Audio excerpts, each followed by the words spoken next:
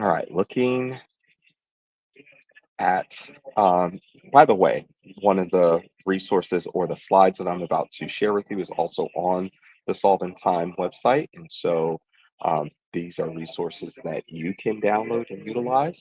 Hopefully, you also see me in the thumbnail. So I'm going to be toggling back and forth between this screen as well as the screen that I'm sharing just to see if I miss anything in the chat. I do happen to have, I never go anywhere without my Solving Time card, so I have this deck of cards on me. But like I said, they are free to download and print. And you may be thinking this is a technology conference. What are we doing printing? And this is really about intermingling different forms of technology. So once upon a time, this was technology or current technology. It's still technology, but this is also intermingling some analog with digital. And so this is something that can be utilized with low tech, with high tech, or even with no tech. You do not need technology in order to think like a computational designer. Okay, so there's one statement for you to hold on to. Um, And before we move any further, one of the things that I really like to do is make sure that everyone understands when I say problem solving or real world problem solving, that we're talking about real problems, not like hypothetically, uh, how would you build a ladder from Earth to the moon? My question to that sort of hypothetical would be why? Why does that matter? If it doesn't matter, then it's not what we're doing. Uh, so when you think of a problem, think of not a puzzle or something that's just quizzical, trivial, or even something that has a simple solution, but instead something that is so complex and has consequences that could be so dire that if not actually challenged and tackled, then there could be some very, very detrimental effects on society and on individuals. So you can fact check me. Google search if you like to right now and just type in the word problem defined or define problem. And your first result will be this: a matter or situation regarded as unwelcome or harmful and needing to be dealt with and overcome.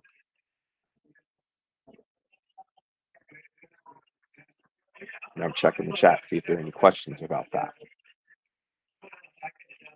So it looks like there aren't. Um, but again, always fact check. Matter of fact, thinking about the keynote that we just heard, one of the main reasons why I think that students should be allowed to have devices in the classroom, whether it's a handheld or it be a computer, partly it should be to fact check what the teachers are saying, right? Not just to say, aha, I got you, that wasn't true, but also to explore and learn more on their own. So these are some of the skills that we can help build in our students. But before moving forward in a problem solving process, I always try and establish a little bit of ground rules. So, what we're going to be doing is traditionally done in small groups. But prior to anyone working in conjunction with others, I want to make sure each individual is really dead set, committed to the following things. And you may recognize some of the terminology as the 4 C's in education, but I've turned these 4 C's into commitments. And here's the first one, and that is critically think about your own opinions compared to research and the experiences of others, right? Consider how frequently uh, people want to just offer their opinions based on their own experience and not defer to the experiences of others, or even to make sure that they are fact checking themselves by doing research. So, if you're participating in the chat, I see you. Thank you. You can say a thumbs up or yes, or I'm good with that, because that is something that I like to do, especially when working live with individuals. I might say, hold up your thumbs high and only put them down if you disagree.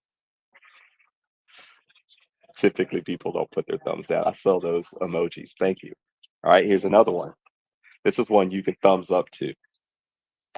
Collaborate by seeking to understand and incorporate the voices and talents of others.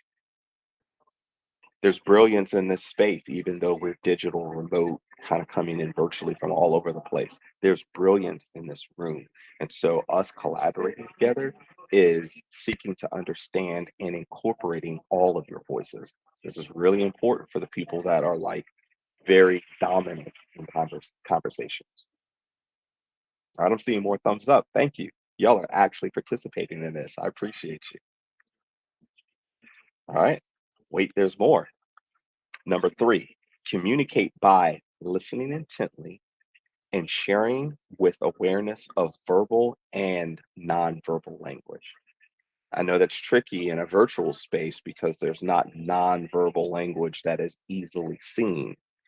But think about translating this to a physical space, being in person, or if we were having cameras on in breakout rooms. Level setting with everyone, please, let's make sure that we are cognizant of what we're communicating, not only with our lips, but even with our body language. I'm thinking I'm seeing a few more thumbs up to that point as well. All right, last but not least, this one is my favorite. Like, I have four kids, and they all say that we shouldn't have favorites. I don't have a favorite child, but I do have a favorite of these four, and that is creatively share your ideas in bold, non-traditional ways. So think about the ways in which we oftentimes set up students to share out their learning or their reflections or their solutions. It's oftentimes pretty standard, right? Standard as in standardized tests, multiple choice, standard as in a five paragraph essay, standard in a limited set amount of slides. And I want you to present this in this format. And my question is, what side of the brain are we often engaging in education, and what side of the brain are we most regularly ignoring, especially secondary education? You already know this answer, right? Okay. This is just level setting. This is you all as individuals, and we're moving on into this, but letting you know the materials that we would need in order to facilitate this in person. It would be a room that has small groups available to seat three or four at a table, right? So flexible seating is something that is not just helpful, but is a requirement in this sort of thing. It's one of the reasons why I would advocate for having movable tables and chairs because I needed to make sure that my students can huddle up for different types of work, right?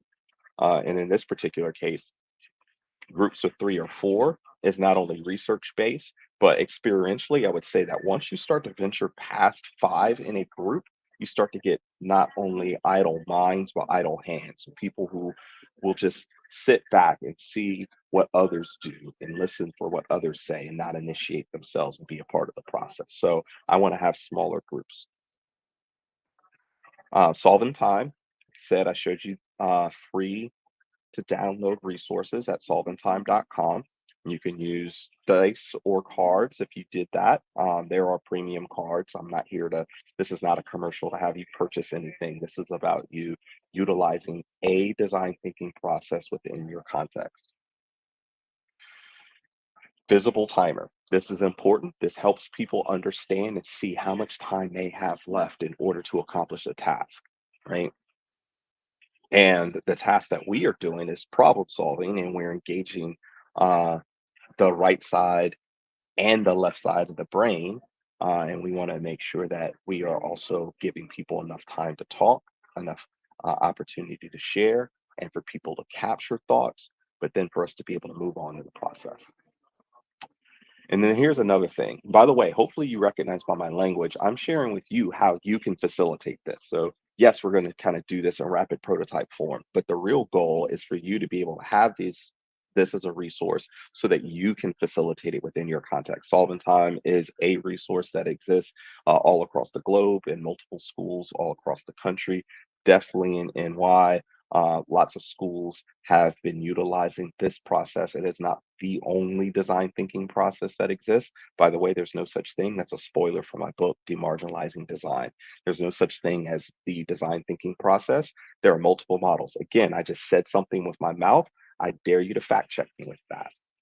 I dare you to go online and to look up design thinking models and see what shows up.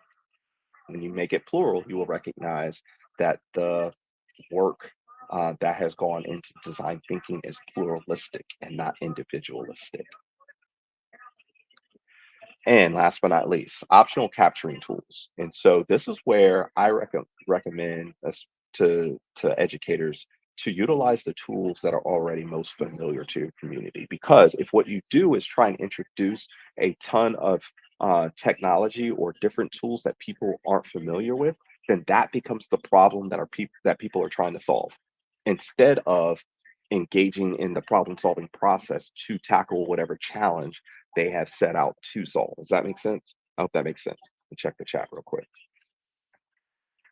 So I saw the question that came up just a little bit earlier. I apologize for missing it. Could the groups be 6 and 8 in size? I don't recommend that. From my experience, again, once you get past a small group size of 5, you start to get a lot of folks that are just more passive instead of um, intentional. What you could do in terms of if you have a table that is that size is split the group. So what I do regularly, I just did this last week. We're in huge groups, and they had big tables. Is I may put cards that are set up for a table, but then say at each table, split it down the middle. This is one group. This is another group. Hopefully that helps. And notice my language was I don't recommend that. But y'all are professionals, you're educators, and you might say, no, no, I have an idea and I know how I can pull that off effectively. My only request is that you share with me how you made it work well, so then I can utilize that process if you're able to do that as well. So I know that when you have someone who sort of originated something, um, the goal oftentimes becomes like, let's make sure that I'm using this to fidelity. Let's make sure that I'm not, breaking any rules. My question is, if you uh, if you were playing Monopoly or Spades, what house rules do you employ? So it's okay if you use house rules. Okay, I got to pick up the pace. I gotta pick up the pace because we're talking about it a lot and not being about it enough. But I really want to make sure that y'all understand how you can utilize this process. And what I do is I will put down these cards at a table, and you can see them here, so you can see that they're multicolor. What you don't know necessarily is that most of these cards are also completely randomized. So even you, as the presenter or the facilitator, don't even know what's behind every card except for this first one.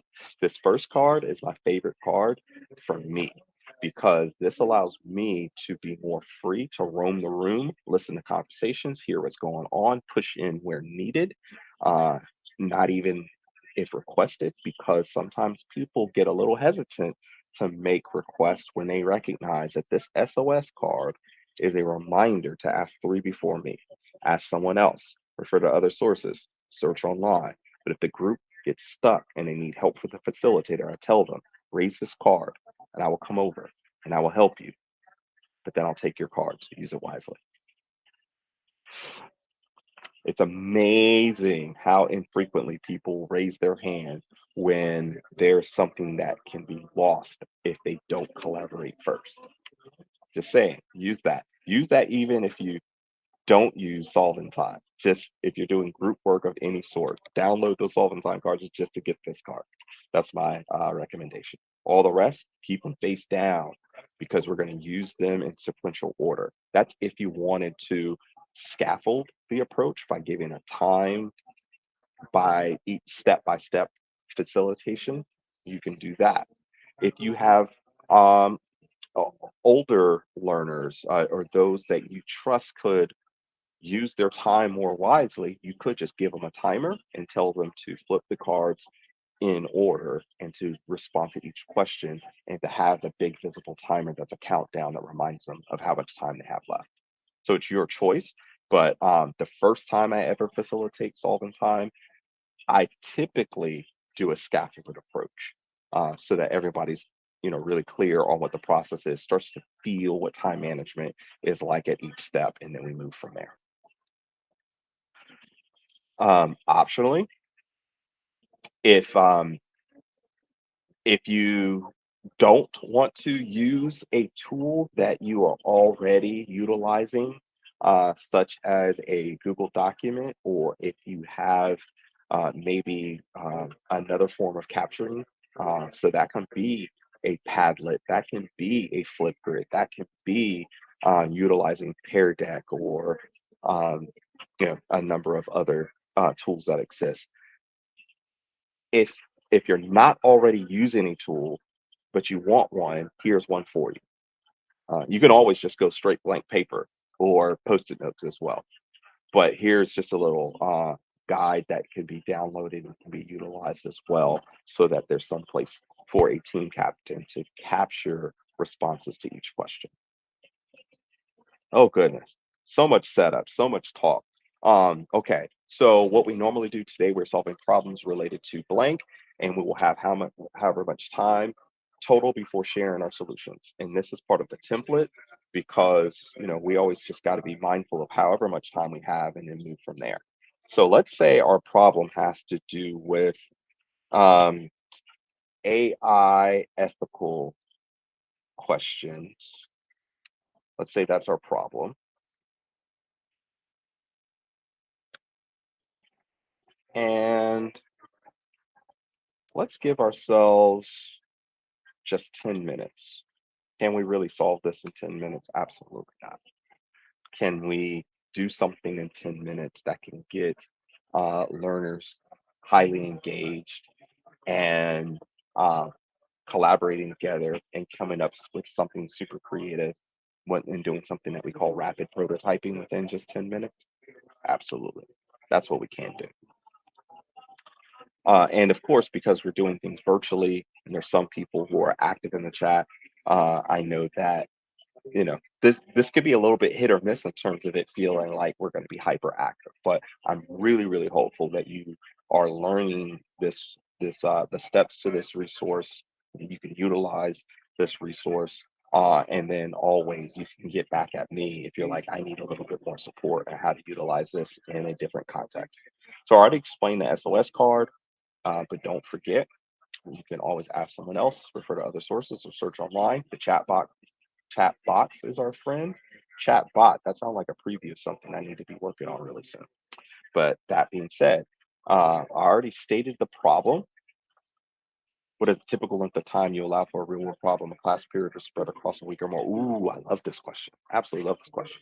Okay, I am so tempted to deviate uh, from our regular scheduled program just to show you something different. But what I'm going to do right now is I'm going to put this direct link in the chat in solvingtime.com/instructions, just so that you can see the different ways in which I uh, can or regularly do split up a time frame, just depending on how much time we have. Like we live within a sort of time bound context, right?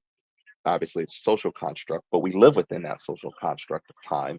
And so, however much time it is, whether it is we have a 60-minute class, and then we have to sort of reverse engineer how much time will we have after attendance and getting some other things set up. Um, right? If it requires more setup and explanation like this for you all, because this was the first time. So we have all of that. But then I also love, could you spread it out over a week? The answer is absolutely yes. Here's how I used to spread it out over a week, and that is to go from problem-based learning to project-based learning, i.e., starting out with problem-based learning and going through the first 4 steps day one. And you'll see what those are here in a second.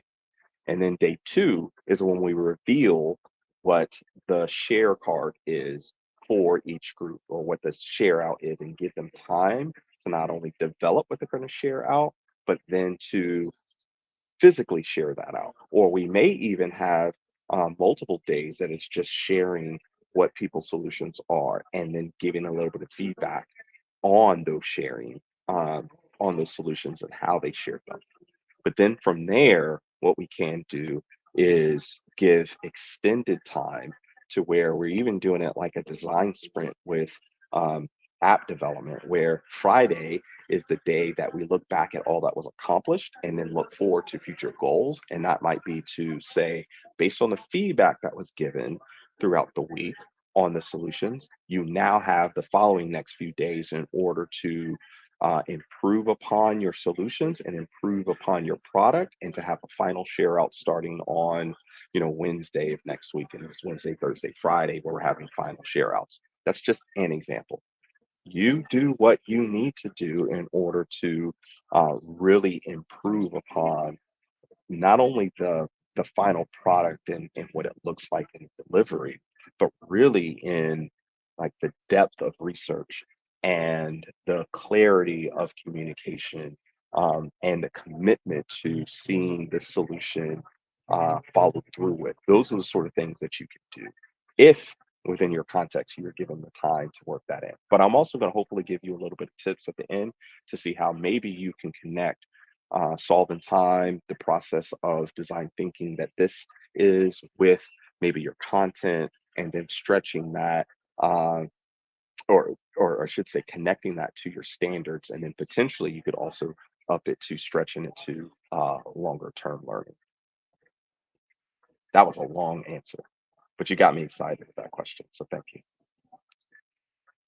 Okay, so I said 10 minutes, and I'm gonna sort of commit to that, and I'm going to switch this to just a 1 minute timer here in a second. But I want you to be thinking about, and some of you may actively put in the chat, uh, summarizing a real and relevant problem related to AI ethics in the classroom. Related to AI ethics in the classroom. Identify and summarize a real and relevant problem related to ethics.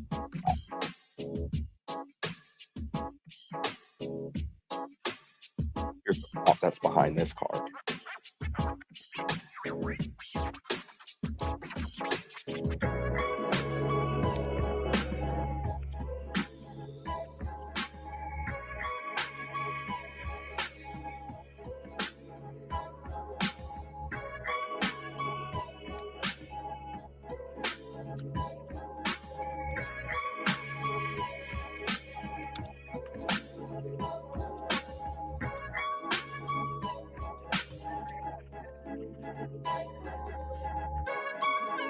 Ooh, I love some. I love what's coming in.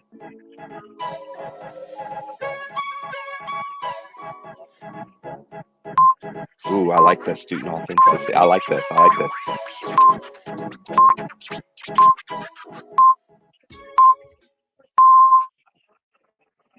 Okay, I know this is going fast. Um, and I know that we're sort of dealing with these sort of things individually, though we would normally do this in small groups. Um, it does say on my end, something went wrong. Refresh the page to try again. So I am wondering if you all see me.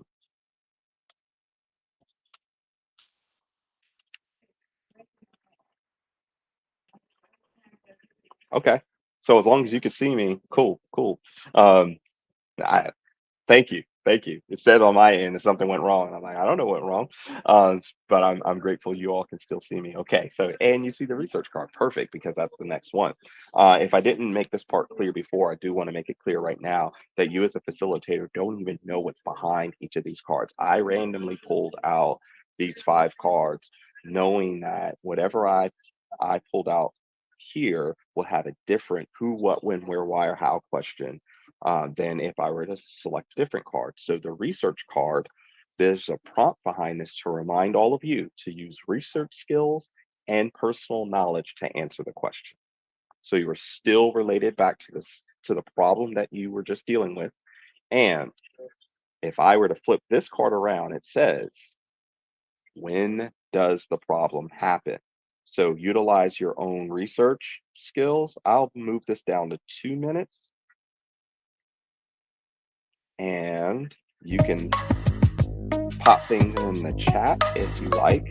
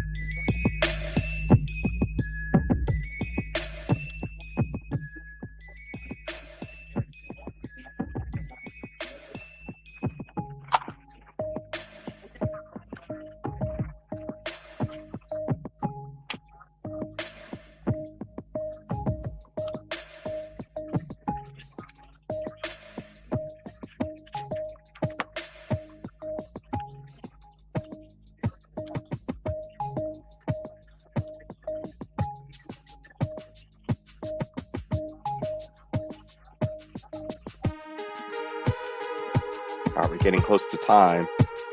I'm seeing, thank you so much, Jamila. So I see some responses coming in, um, and you can feel free to continue to use the chat area to put your responses there.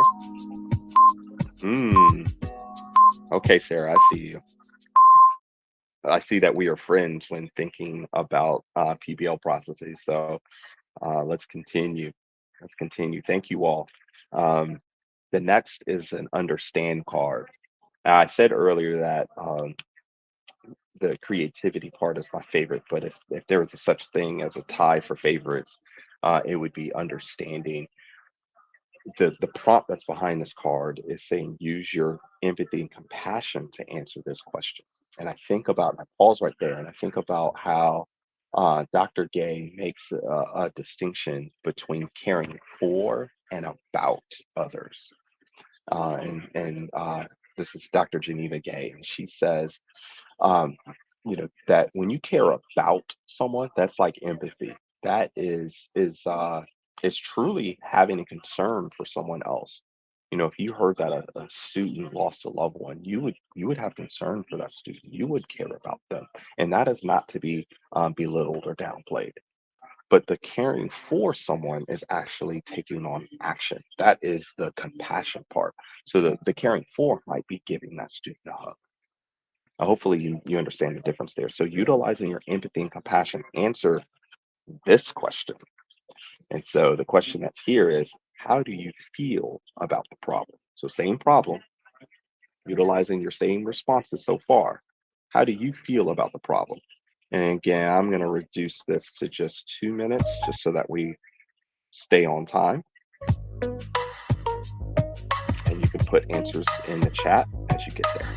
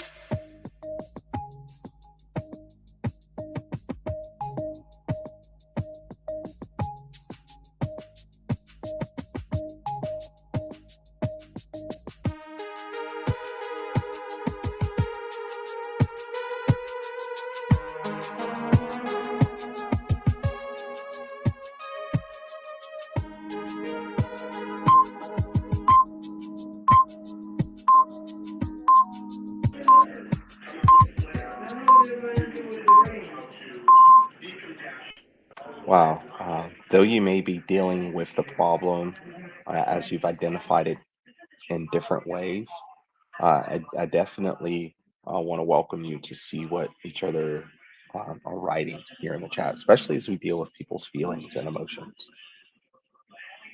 Yeah. Okay. Thank you. Now, before we continue, I do want to point out something if you haven't noticed. If you haven't noticed, we have not even attempted to solve this problem yet, right? And if you think about what is very common in problem solving, um, it's often a two-step process. It's identifying the problem and then coming up with solutions, right? And maybe three steps, right? Which is okay, now go do this. And you also consider oftentimes that comes from the top down. So it's really a one-step process. Do this in order to solve this problem that we recognize and that we have also come up with a solution for. Now we want you to go execute on. But what if we were to actually bring the people who are most proximate to the pain, is what I like to say. Again, and it feels like a plug for another product, but my book in demarginalizing design, you think about what would it mean to bring in the students who are hurting over whatever the issue that they would like to see solved. In this particular case, as AI and ethics, it may be something that you and your team, you're really struggling with this. You're really, really concerned about these things. And so you being a part of the process of both identifying the problem and then thinking deeply about it, doing research on it, and bringing in voices of others, as well as really having a compassionate outlook concerning it. That's all just to get ready for something. So, next question. And this prompt says, use your imagination and critical thinking to answer this question. And my question prompt here says, how might you solve it in a new way? How might you solve it in a new way? Is the question prompt that is here. And again, give you just 2 minutes. Hopefully, you're feeling what 2 minutes feels like, and I'll let you go.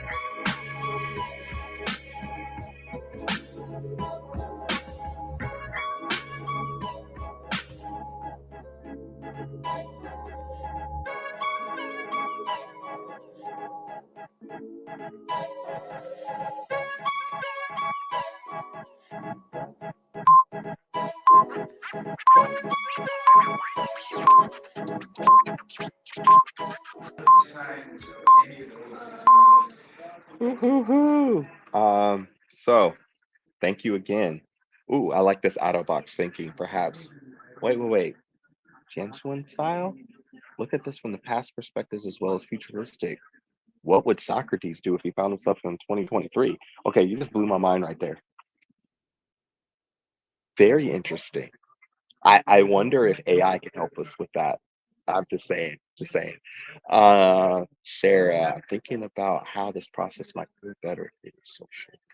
Okay. Perhaps I can embed protocols in which students fact check for each other with an affirmation to celebrate. Oh, I like this. I like this. I like this. It's sort of tangential, Sarah, but I, I think about oftentimes how we are required in education to test students, and there are certain content areas that have high stakes tests. And so, we kind of just teach to the test, teach to the test. And then there are certain tools that have made a killing because they're all about like test review and quiz review. And one of the things that I did when I was in the classroom was I sort of changed it up. And even if I had to break the rules a little bit and give students teachers accounts, teacher accounts, it was for the sake of them designing their own um, games and review games. And then what they did was then review each other's games, right? So they had to use the content in order to develop the games. And then they had to test and try out other classmates' games and give them feedback on those games. And all the while, of course, they were getting more review in it.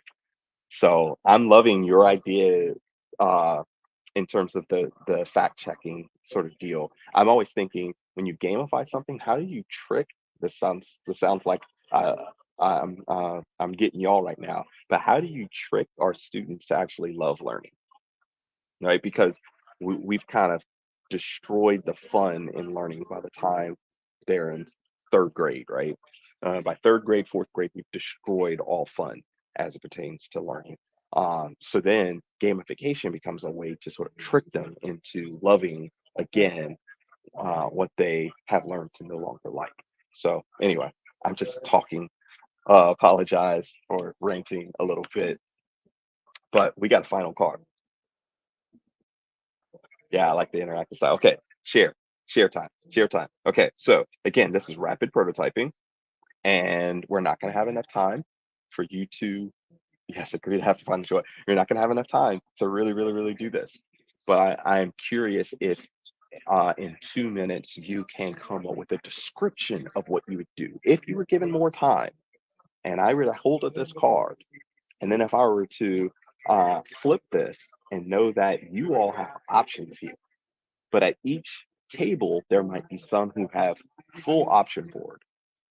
Other tables, they may have just one of these icons and the prompt that tells them that they can create a sketch or a poster, a song or a speech, a story or a poem, a skit or a play. Oh, okay, so again, you may only have a couple of minutes uh, to just describe what you would do if you were given more time. Notice that I would normally give at least 10 minutes just for this rapid prototype, but I'm going to give you all 2 minutes to do some brainstorming individually, or if you even want to ask for help of one another in the chat, you can do that.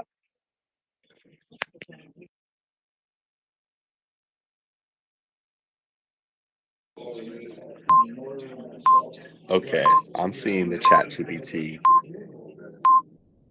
In search of truths for far and wide, students fact check with pride in databases and sources true. They wield AI with ethics through and through. They celebrate with each other's feats. In scholarly endeavors, they compete. With respect for knowledge, they stand tall. Together, they rise, applauding all.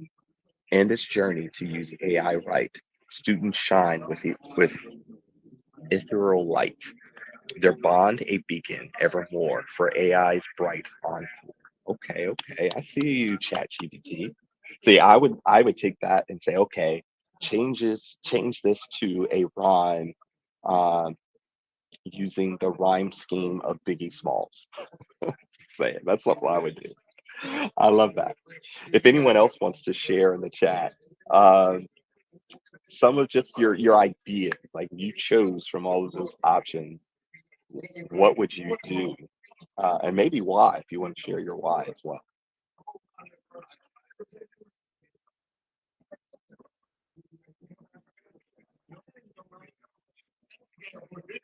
Some of y'all are like, leave me alone, D. I am actually still working. Some of you might hit up the Twitter sphere and put out a rapid prototype thing out there. Yep, yep. Diggy, diggy, diggy. Can't you see? I'm just saying, if you give options, just remember that if you give options for creativity, it's amazing what students will do. But it may take them a little bit of time because they may not believe you if you say, I want you to use your creativity to the fullest extent. They may not believe you because they've been conditioned. You start working with 10th, 11th, and 12th graders like I did in my teaching career. And when I first got started, and I realized, man, these students have been so beat down. Their creativity is gone. They don't believe me when I tell them that they can use color or that they can use creativity in different ways. Choice a bingo board style of yeah, yeah, yeah, yeah. Like we have to unlock this, you all. Like we have to because it's been locked. It may not be your fault because you may be one of those teachers that are trying your hardest to bring out the best in your students, but you realize you're going up against hours upon hours of investment to kill creativity. So it may take some work in order to bring it back like 90s hip hop rap. Okay. Um, a couple of other things I'd love to share with you all. Knowing that we have limited time, recognize the creative side. Okay.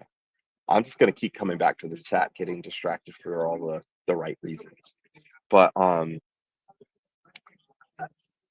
curious, like if you were to rate yourself, right, your personal engagement in what we did, would you give yourself 5 stars? Would you give yourself 4 stars? Maybe three, two, or one?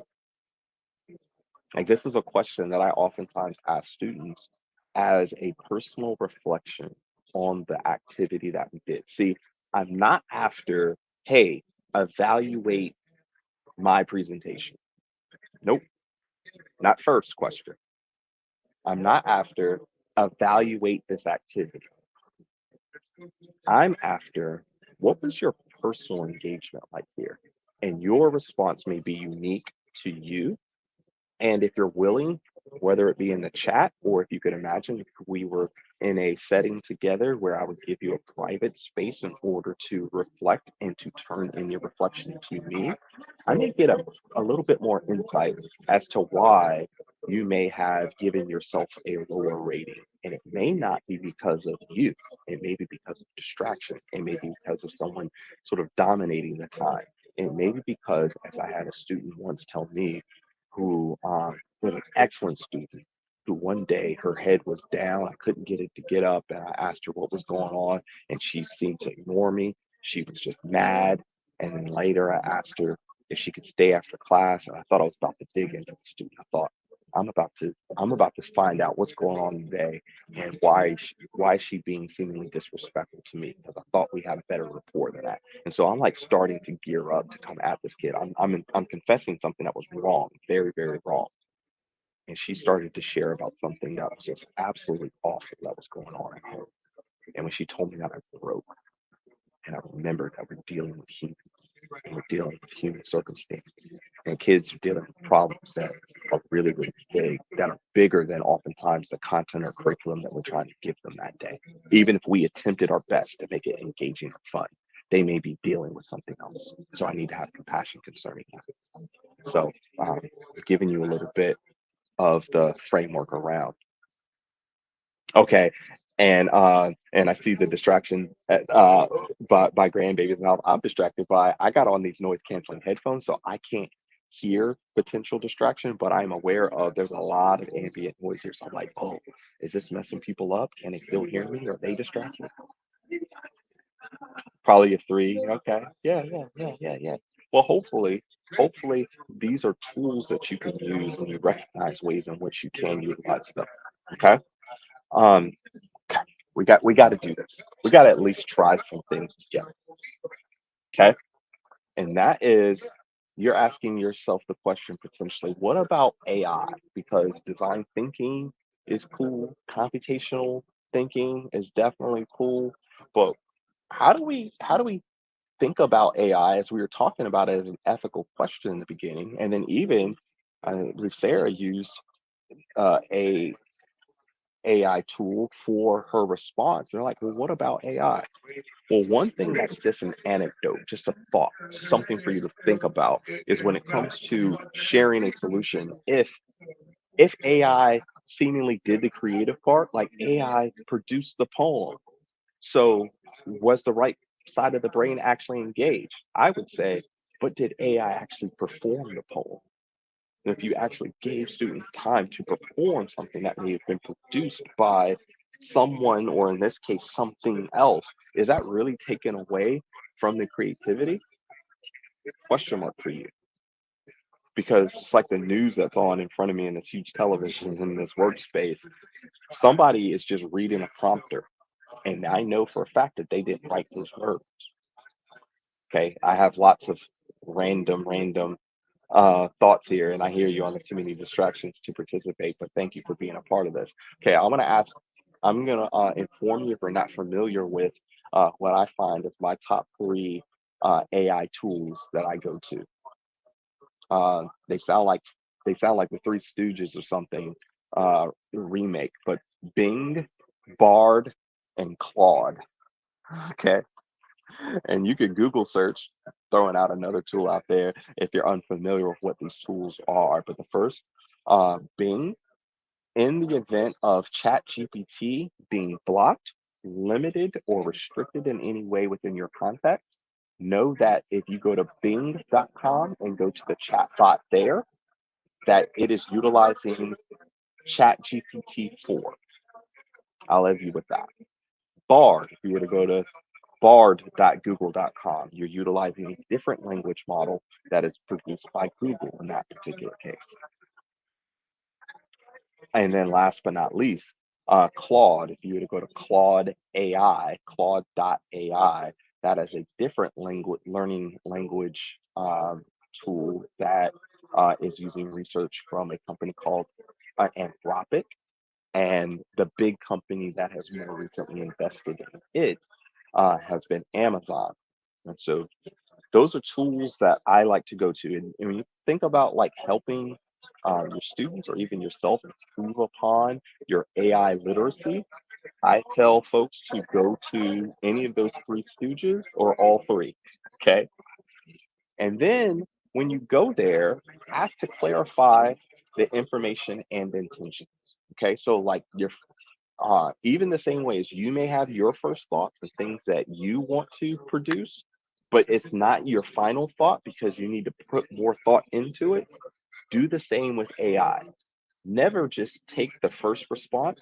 Train the AI to understand you, understand your intentions, maybe even to clarify information that you know it may not have gotten correct or that you question is correct. And I can show you an example of that in a second. But then last but not least, connect it to your topics, connect it to your curriculum, your content. You will get a much better, much more robust response from those different tools if you use them in this sort of way. And then once you sort of mastered understanding how these three different language models kind of operate and how they process information, what sort of information you get out, what types of writing styles you may get from one versus another, what sort of citations you might get from one versus another. And then you may even start to blend and mix some of those tools as well, like getting an initial response from Claude because it seems to just do better with accuracy of information. But then taking that information that was given from Claude and putting it into a Bard because Bard tends to do really well with summarizing large chunks of information and putting it out in a more natural sort of format, something that doesn't seem like it's robotic.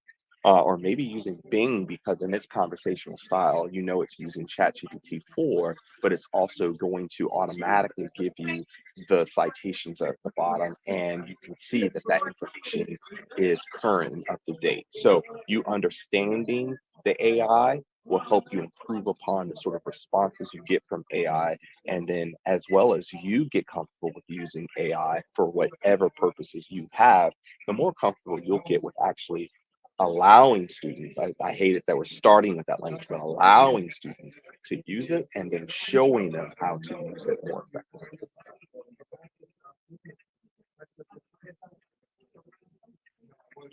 Okay, we are near time, and thank you so much for the comment. Um, I will show an example. I always say when using AI, ask it questions about things you know a lot of information about, because that will help you with just having a higher level of confidence with what it gives you as final results. So let me give an example. So um, watch this. We're using Bard, this bard.google.com, and I'm just going to type in what is solve in time. And you all just participated in solve in time, so you have a higher level of understanding what solve in time is. Now, Bard, I just said, what is solve in time? And it's starting to say, okay, solving time is collaborative problem solving activity that uses design thinking process. It says the design thinking process. I got a little problem with that. But let's see. Let's see. Solving time can be used in a variety of settings. Cool, cool, cool. SOS teams identify real problems with the solve. That's not correct. Uh, Problem teams define the problem in more detail. Okay, okay. Research teams research the problem and potential solutions. Nope, they don't do potential solutions.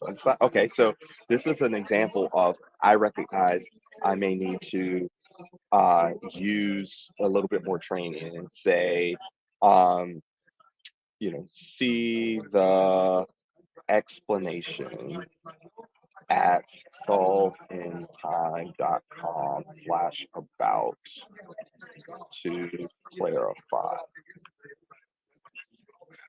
We've got 2 minutes left, and so I just want to see if we can pull up something. I'm sorry, I'm not able to access the website you provided. Wow. Okay, so you see what's happening here? I may recognize that this tool isn't giving me the sort of responses that I need or accurate responses that I desire for. And so I may use a different tool, right, to see if it will give me different responses. Sometimes referred to algorithms or computational problems that we solve. Okay, okay, okay. See, and it's giving me all kinds of crazy stuff. So here's the thing. When you go to AI and you do not give it the proper resource in order to look at, then you may find yourself frustrated by the responses that it gives you. So we're right at time. So I might say, um, what is solve in time um, based on resources at solveintime.com/.